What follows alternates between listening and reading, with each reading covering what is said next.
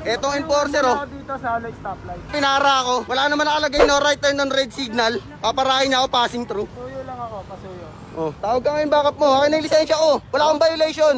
Dalawa kami nung ano, ako lang pinara mo. Lisensya ko yun. Anong gagawin ko sa panikit mo? Lisensya ko yung kinukuha mo. Gusto na yung panikit ko. Lisensya ko yung kinukuha ko. Anong violation ko? Sige nga. Disregarding traffic light. Anong disregarding traffic light? May nakalagay ba doon na no right turn on red signal? Red light ah. Ay, enforcer ka, di mo alam yun? Oo, alam ko talaga yun. Kaya nga inuli kita eh. May nakalagay, tara, puntahan nga natin kung may nakalagay doon na no right turn on red signal. Pinapakiusapan kita, sabi ko malilate ako. Hindi ka nakikiusap. Hindi ako nakikiusap, sabi ko malilate lang ako. Tsaka wala namang, Sa panikit ko. puntahan nga natin doon. Kinusot mo. Kinukuha ko yung lisensya ko, wala naman akong violation eh. Punta tayo doon, pag meron doon, sige, tikita mo lahat ng gusto mong itikit. Kung meron nakalagay doon na no right turn on red signal.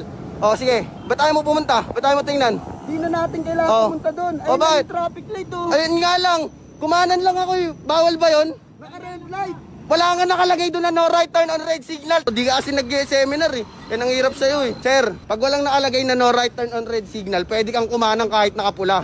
Okay? Pwede kang kumanan pag kahit nakapula, sir. Papaliwanag ko lang sa'yo ha. Kailangan paliwanagan. Oh.